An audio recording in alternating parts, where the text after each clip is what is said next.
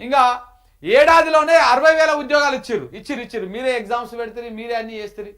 ఇక ఎవరి పుణ్యానో ఏదో ఒక రకంగా ఇదైతే ప్రచారం చేసుకున్నారు. ఇట్లా భారత్ సమ్మిట్లో ఇది జరిగింది. అయితే భారత్ సమ్మిట్లో జరిగింది కదా, ఇక్కడ చూడండి. భారత్ సమ్మిట్లో ఖాళీ కుర్చీలు.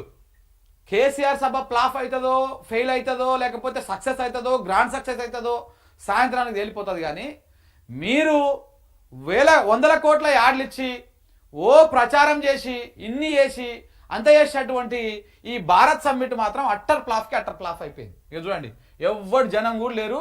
ఆ వచ్చిన వాళ్ళు కూడా ఎవరి కాళ్ళు ఫోన్లలో చూస్తున్నారు, వాళ్ళు ముచ్చట పెట్టుకుంటారు తప్ప ఏడలేదు. ఇగో భారత్ సమ్మిట్లో ఖాళీ కుర్చీలు కూర్చున్నారు. భారత్ సమ్మిట్లో సదస్సులో చాలా వరకు ఖాళీ కుర్చీలే కనపడ్డాయి.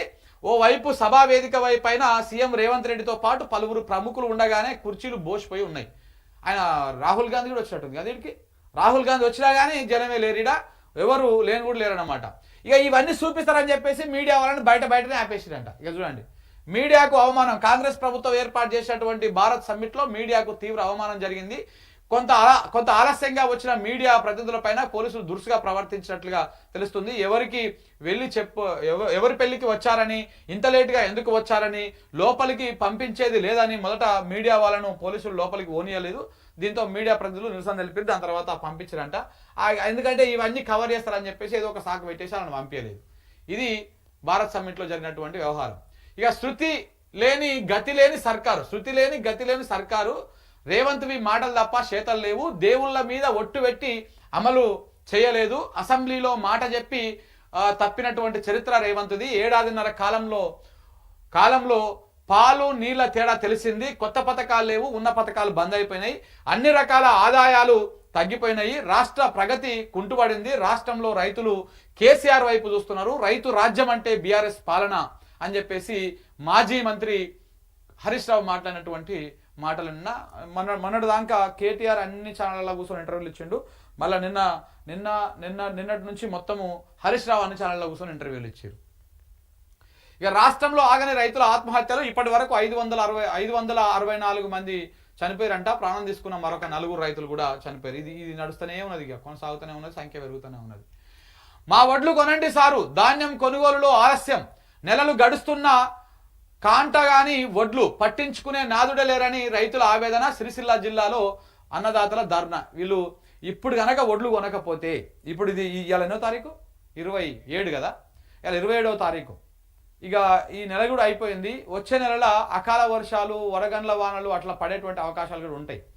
సడన్గా వర్షాలు కూడా పడినాయంటే వీళ్ళు పాపం 6 కాలం కష్టపడి కోసి కుప్పగొట్టి సంచులు నింపుకొని వచ్చి ఐకేపీ సెంటర్లో పెట్టుకుంటే ఇంకా వాళ్ళు కాంట మొదలు చేయలే.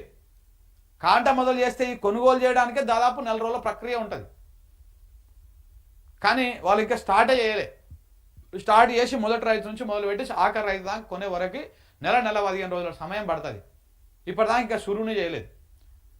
మీరు కొనుగోలు చేయండి అని చెప్పేసి రైతులు ధర్నా చేస్తూ ఉన్నారు. రైతులకు చూడండి, మీరు ఫస్ట్ నీళ్ళు ఇవ్వండి అని ధర్నా, కరెంట్ వస్తలేదని ధర్నా, మళ్ళీ ఎరువులు ఇస్తలేరని చెప్పుల లైన్లు ధర్నాలు, మళ్ళీ చూసినాం అన్నదాకా మనం. ఇప్పుడు పండించిన పంట కొనుగోలు చేయాలని కూడా ధర్నానే. కాంగ్రెస్ వచ్చినాక రైతులు మొత్తం రోడ్ల మీదనే ఉంటున్నారు. పంట వేసిన కాడ నుంచి పంట అమ్ముకునేదాకా ఇంత పాప పరిస్థితి అయిపోయినది చూస్తుంటే. యువత పాలిటిక్స్ నేర్చుకోవాలని చెప్పేసి నిన్న రాహుల్ గాంధీ చెప్పిండంట. కర్రెగుట్టలో నెత్తుటి దారులు, భారీ ఎన్కౌంటరు, 30 మంది మావోయిస్టులు మృతి అంట. మోహరించిన 10,000 మంది బలగాలు. ఒకవైపేమో అక్కడ ఉగ్రదాడులు, ఇంకొక వైపేమో ఇక్కడ ఎన్కౌంటర్లు చేసి మావోయిస్టులను హతమార్చేటువంటి ప్రయత్నం. ఏం జరుగుతుంది దేశంలో, రాష్ట్రంలో అంటే ఇట్లా జరుగుతున్నాయి. కర్రెగుట్ట అంటే ఏడాది ఛత్తీస్గఢ్ సరిహద్దు, తెలంగాణ ఛత్తీస్గఢ్ సరిహద్దులోని కర్రెగుట్టలో మరో భారీ ఎన్కౌంటర్ జరిగింది. సుమారు 30 మంది మావోయిస్టులు మృతి చెందినట్టు తెలుస్తోంది. కర్రెగుట్టలో కేంద్ర పారామిలిటరీ బలగాల నేతృత్వంలో కొన్ని రోజులుగా కూంబింగ్ జరుగుతూ ఉంది. ఆపరేషన్ ఖగారా ఏందది, ఇది అదే అనుకుంటా. ఎస్ఎల్బిసి టన్నెల్ పైన చేతులెత్తేసిన కాంగ్రెస్ సర్కార్.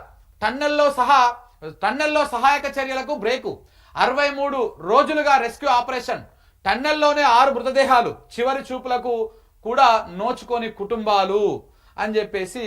నిజంగా కూడా మరి మేము నాగార్జున సాగర్ కట్టినాము, మేము ఏమేమి కట్టినాము, శ్రీశైలం కట్టినాము, మేము ఈడ ఉన్నటువంటి శ్రీరామ్ సాగర్ కట్టినాము, ఎల్లంపల్లి మేమే కట్టినాము, దేశ రాష్ట్రంలో ఉన్నటువంటి పెద్ద పెద్ద ప్రాజెక్టులన్నీ మేమే కట్టినాము.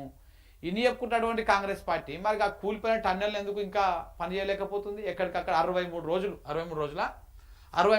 కూలి 63 రోజుల నుంచి ఆ ఆపరేషన్ ఇంకా కొనసాగుతూనే ఉంది. 2 నెలలు దాటిపోయింది. మొత్తం 8 మంది అలా ఉంటే 2 బయటకు తీసిర్రు మృతదేహాలను. ఇంకా 6 మృతదేహాలు అలానే అయిపోయినాయి. కనీసం వాళ్ళకు ఆ కుటుంబాలకు చివరి చూపులు కూడా లేవు.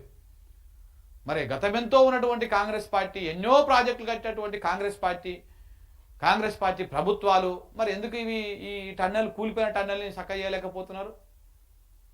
రేవంత్ రెడ్డి ఆ రోజే అన్నాడు, ఇది దేవాదుల దగ్గర కూలిపోతే 15 నెలలు పట్టింది అని అన్నాడు. ఇంకా అదే అయితే కథ చూస్తుంటే 15 నెలలు పడుతుంది, ఈయన దిగిపోయిన దానికి కూడా అది ఆ పూడిక తీసే కార్యక్రమే జరుగుతూ ఉంటుంది.